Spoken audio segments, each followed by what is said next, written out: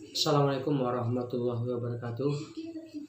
Selamat pagi anak-anak semuanya. Berjumpa lagi dengan pada pelajaran akidah akhlak, khususnya pada Sabtu ini kita bertatap muka melalui daring selama 2 kali pertemuan atau 4 jam pelajaran. Dan untuk memudahkannya, khusus untuk minggu ini materi kita hanya membahas ilmu kalam, dan minggu depan kita akan khususkan membahas tentang akhlak tasawuf. Baik, materi yang akan kita bahas pada pertemuan ini adalah berhubungan dengan kedudukan wahyu dan akal dalam perspektif aliran kalam.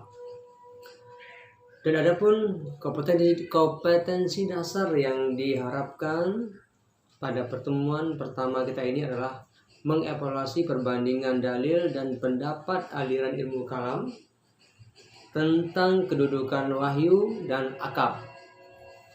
Sementara indikator yang ingin dicapai adalah menjelaskan pengertian wahyu dan akal pada pertemuan pertama ini. Berbicara masalah wahyu dan akal mungkin bagi kita sudah sering mendengar dan bukan hal yang asing lagi. Jadi di sini barangkali Bapak akan menjelaskan secara singkat tentang pengertian wahyu dan juga akal. Selanjutnya anak-anak bisa nanti melihat materi secara utuh pada bagian materi yang bisa nanti dicek satu persatu. Kemudian nanti bisa diambil atau diringkas materi tersebut dalam sebuah buku, khususnya buku akidah akhlak yang terdiri dari kumpulan ilmu kalam. Pertama kita coba melihat pengertian wahyu. Wahyu itu berasal dari bahasa Arab. Kalau dari segi bahasa ini berarti suara, bisa juga berarti api atau berarti kecepatan. Dalam artian ini semua berhubungan dengan kecepatan, seperti kilat kayak gitu ya. Kemudian dalam bahasa Indonesia, wahyu diartikan sebagai petunjuk dari Allah yang diturunkan kepada para nabi dan rasul melalui mimpi dan berbagai bentuk cara penurunan wahyu lainnya. Apa itu wahyu? Wahyu itu adalah penghubung antara Allah dengan nabi dan rasulnya yang di dalamnya mengandung ajaran, petunjuk, pedoman yang berguna bagi manusia untuk menjalankan hidupnya baik di dunia maupun di akhirat. Selanjutnya anak-anak kita coba melihat dari pernyataan tersebut dapat kita pahami bahwa wahyu merupakan informasi-informasi yang datang dari Allah yang disampaikan kepada manusia melalui rasul dan nabinya yang sifatnya atau sumbernya adalah di luar diri manusia itu sendiri. Dengan ringkasnya pula kita coba melihat apa itu akal. Akal berasal dari bahasa Arab juga, yaitu al-aql, yang berarti memikirkan atau menimbang. Kemudian kata akal ini banyak sekali ditemukan di dalam Al-Quran. Ya, menurut para ahli peneliti maka ditemukan sebanyak lebih kurang 49 kali kata akal dalam Al-Quran. Pengulangan kata-kata akal ini menunjukkan bahwa pentingnya fungsi akal pada diri manusia. Akal di sini di dalam 49 kali kata yang terdapat dalam Al-Quran rata-rata atau secara umum itu mengandung arti paham atau mengerti. Kemudian secara epistemologi atau dilihat secara pengetahuan, akal diartikan sebagai daya berpikir yang ada pada diri manusia untuk memperoleh pengetahuan dengan memperhatikan alam sekitarnya. Jadi itu akal. Yaitu sekarang yang jadi persoalan, mana yang lebih utama dan mana yang lebih penting, atau kedudukan yang lebih utama antara akal dan pikiran itu sebetulnya mana? Apakah akal dulu kah, ataukah pikiran dulu kah, atau kedua-duanya? Sampai saat ini masih menjadi bahan perdebatan di kalangan para ahli. Bagi mereka yang menganut paham Mu'tazilah, mungkin di kelas 2 sudah dibahas apa itu paham Mu'tazilah, yaitu paham yang banyak menggunakan akal, yang mendahulukan akal, bahkan bisa dikatakan juga yang mengutamakan akal. Nah, di sini mereka sudah terbiasa menggunakan akal secara rasional. Dengan adanya pandangan atau mengutamakan akal inilah, maka tidak heran pada masa Mu'tazilah banyak melahirkan dan melakukan berbagai penelitian sehingga menghasilkan banyak temuan-temuan yang menakjubkan. Namun demikian,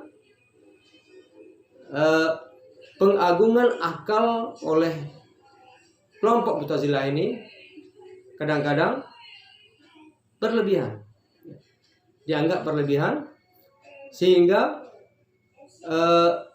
ketika ada kelompok yang mengutamakan wahyu dan mereka merasa tersaingi, maka di dalam sejarah Islam itu terjadi suatu peristiwa pembantaian dari pemerintah yang di bawah pengaruh kelompok Mu'tazilah ini terhadap para ulama.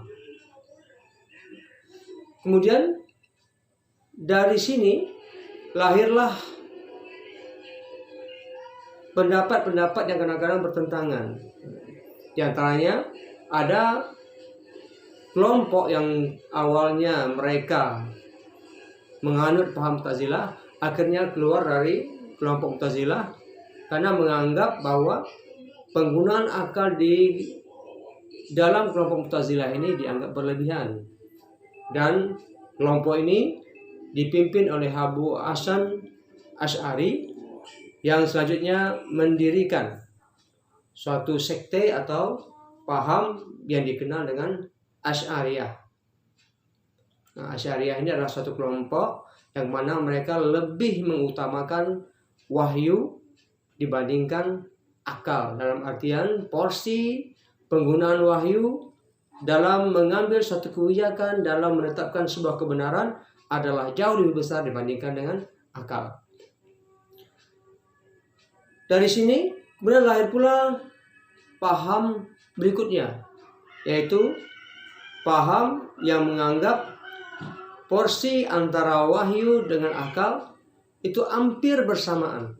Ya, mereka mengambil jalan tengah, yang mana paham ini diajarkan oleh Abu Mansur al-Maturidi, yang selanjutnya kelompok ini dikenal dengan paham Maturidiyah. Anak-anakku sekalian, itu beberapa gambaran umum tentang pemahaman tentang wahyu dan akal dalam Islam pada diri seseorang. Dan untuk memahami lebih lanjut bagaimana pandangan-pandangan tentang wahyu dan akal tersebut, pada pertemuan berikutnya kita akan coba merinci lebih dalam lagi tentang beberapa pendapat dari aliran-aliran yang memposisikan antara wahyu dan akal dalam menetapkan atau dalam menentukan sebuah kebenaran. Anak-anakku sekalian, untuk selanjutnya nanti silakan diperhatikan, dibuka materi kita, dan diringkas karena pada materi yang akan disampaikan di situ terdapat beberapa pendapat dan pengertian-pengertian yang lebih rinci. Di sini kita cuma memberikan secara umum saja. Insya Allah pada pertemuan berikutnya kita akan memberi materi lebih dalam lagi dengan tampilan mungkin lebih baik dan bisa dipahami. Apabila nanti ada pertanyaan dan keraguan, silakan nanti komunikasikan melalui WA Group. Mudah-mudahan pertemuan selanjutnya kita lebih matang lagi. Billahi fi sabil haq, fastabiqul khairat. Assalamualaikum warahmatullahi wabarakatuh.